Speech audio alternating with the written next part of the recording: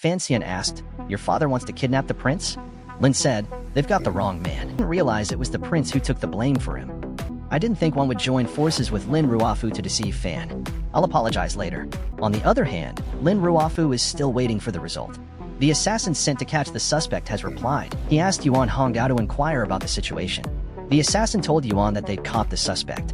I asked you to find out if he has any experts with him. Take him to the city. No, he didn't show up. You admit it? No, I won't. I definitely won't. Fan Xian. But just then, Debao returned. Along with Fan Xian, Yuan Hongdao was completely confused. Who is that man? I've never seen him before. Who is he? What have you caught me doing? Fan Xian met his father-in-law. He told him to the bottom of a family feud. Then he told him what the crown prince said. The murderer was a member of the royal family. Lin Ruofu is firm the only people who can kill Lingu are the 4 clans. He sent someone to investigate. Neither the Valley of Flowing Clouds nor the 4 goose swords were in Kyoto at the time of the incident. We can only be sure. It's the palace's mastermind who did it, but we can't confirm who was behind it. His Majesty, the Empress Dowager, and the Princess. The Crown Prince could have been behind it. Fan Xian's suspicions were all but eliminated. And now, Yuan Hongdao told him that the assassins had captured the Crown Prince by mistake. He had to take Fan Xian to the Crown Prince to straighten things out. Once they met, the Crown Prince played the emotion card. He told Lin Ruo that Lin Kung had been killed by the Grandmaster. The reason he did this because, although the Crown Prince has many followers, but he's isolated in the court, he wanted to make an alliance with Minister Lin. Lin Ruofu asked him if it was His Majesty Qing's order. What would the secret alliance? There were sounds of fighting outside the door. Yuan Hongdao wanted to see what was going on, but when he reached the door, he found it splattered with blood when he opened the door. He was trembling. He realized that the assassins outside the door had already lost their... It's dangerous. I'm the only one who can fight. Why don't you let the prince go out? But before he got was the second prince's personal guard, Xian. Afterward, the second prince told Fan not to believe what the crown prince said. He heard the crown prince had been abducted. He was so anxious. So he waited for Xian to rescue him. The prince is the mastermind behind the assassination? Is it someone else? At that moment, there were sounds of fighting outside the house. Yuan Hongdao was telling his men to be quiet. There's no discipline at all, but there was no response when he pushed open the door. He was shocked by the scene. When Fan Xian went out to check the situation, he found his opponent was Xian. The second prince was walking leisurely from behind. But don't worry, Your Highness. There are all sorts of things going on in Kyoto. I'll keep an eye on things for you. I can't hide even the slightest movement from you. On the way back, Fan Xian asked Lin Ruofu if he really wanted to make an alliance with the Crown Prince. Qing court is in chaos. We can seize the Crown Prince's opportunity. We can use the Crown Prince as an opportunity to push Fan Xian to the top. When Fan Xian returned home, he couldn't find peace in his heart. He saw that the Crown Prince was sincere in trying to win him over. That means the one who ordered Lin Gong to assassinate him wasn't. The suspicions of me have been completely dispelled. And the rivalry between the Crown Prince and Elder. Fan told Wu Zhu that the Crown Prince was trying to recruit him. That's what makes him suspicious. Lin Gong's assassination was a big deal. If the Crown Prince was behind it, he wouldn't have let his guard down so quickly. That means there's someone else behind it. But when Wu Zhu asked her who she suspected, she was deep in thought. When Wu Zhu realized she hadn't found the key, he discouraged her. It's not easy to kill her. Besides, there's more than one Grand Master in the palace. There's also a 9th grade swordsman, Yin Xian. Wu Zhu says he'll hold off Hong. I'll leave the rest to Aizen. You trust the king so much. There's no one in the world I can trust except you. I trust no one. Wu Zhu told Fan to look for an opportunity to attack. Versace wants to join the party to visit the palace. But his father gave him a look. Versace knew the meaning right away. I'm not going. I don't like this kind of thing. Not like the imperial study. He must be careful with his words.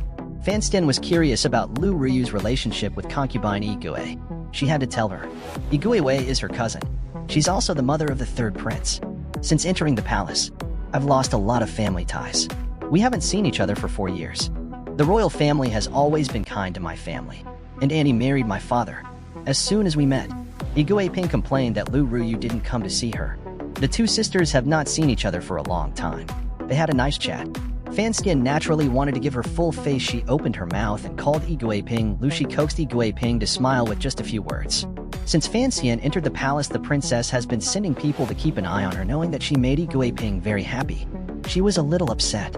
She wanted to give her the scorpion, but out of caution, she didn't do it. Send someone to follow her. Listen to what she has to say. The next person Fan Xian wants to see.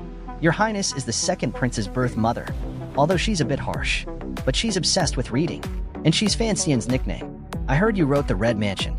Actually, it was written by Mr. Chow. I've only seen it by chance. I copied it down. Which Mr. Chow? I've always included the Tiger's Lair books. Why haven't I seen it before? Fan Xian came to the Empress Dowager's palace after lunch. But the Empress didn't let them in. She just asked Fan Xian to kneel at the door. Just let the Empress take a look. Fan Xian wasn't convinced. But he knelt down. For the sake of his age. Mei Hui, an old eunuch, came out of her chambers. It was Hong Xixiang, one of the 4 great masters. Hong told Fan Xian, "You shouldn't kneel because the Empress is old. He's kneeling here because he's a courtier." He suddenly realized. It wasn't the Empress who heard him. It was Hong Xixiang. "The Empress Dowager wants me to tell you be good to want heir if you break her heart. I'm afraid you'll have to pay with your life." Fan Xian isn't afraid of danger. Instead, he asked him to tell the Empress Dowager. He's being good to her from the bottom of his heart. Hong Xixiang was stunned for a moment. Then he had them escorted out of the palace. After leaving the Empress Dowager's chambers, Eunuch Ho was relieved. He congratulated Fan Xian. He said his marriage to one heir was finalized. Fan Xian was very good at his job. He took out a silver check from his sleeve. He gave it to Mr. Ho as money laundering. But at that moment, the princess's maid stopped them. She said the princess wanted to see Fan Xian, and she wanted to see him alone. Fan Xian was taken to Guangxin Palace. Strangely, the palace was empty. Only the princess sat there. She knew Fan Xian was a student of face, so she asked him to come closer and massage her. She asked Fan Xian about the public prosecutor's office, and about Mrs. Danzhou's health. As Fan Xian relaxed, Fan Xian suddenly asked about the assassin. Fan Xian was shocked. Then the princess burst out laughing. "Did I say something funny?" No. I was just thinking about what she just said. An assassin comforted the one who was killed. Isn't that funny? This is the craziest scene in this drama. Li Yunrui told Fan Xian that he was the mastermind behind the assassination at Oxley Street. When Fan Xian suddenly heard this, he couldn't react. "You arranged this all by yourself?" The assassination at Oxley Street. He knew Fan Xian wanted to avenge his brother's death. The mastermind is right in front of him, and Li Yunrui has given him the perfect opportunity. He thought for a moment. He put his hand on Li Yunrui's neck. Fan Xian, who had calmed down, turned to Lin Rui and said, "Thank you, Your Highness, for clearing up my confusion. Now I know who's trying to kill me." He was worried that the Book of Underpants would fall into Fan Xian's hands. But now he finds Fan Xian more interesting. To him, it's fun to kill interesting people. I was the one who assassinated him in Ganzhou. Then, if he had killed someone just now, I'm afraid he would have been killed himself. I'd like to make a bet with Your Highness. If I did it just now, I would have been killed today. When Li Yunrui saw that his plan had been foiled, he had to let his maid come out from the shadows. But he didn't realize. Yin Xiaoying, the head of the 9th grade sword, had already prepared to shoot him. Fan Xian wasn't surprised. He told him there'd be a long time to come. They'll walk across the bridge. Fan Xian returned home. He told Princess was behind the assassinations at Oxley Street and Danzhou. He remembered what Lin Ruofu had said about him. He said the princess was a madwoman. A normal person wouldn't risk her life to lure Fan Xian into action. The crazier she is, the more dangerous she is. Should we tell His Majesty? It's useless. There's no proof, even if he admits it himself. But there's no one else to testify. What should we do? And if we want to bring down the princess, it's not the right time for Fan Xian.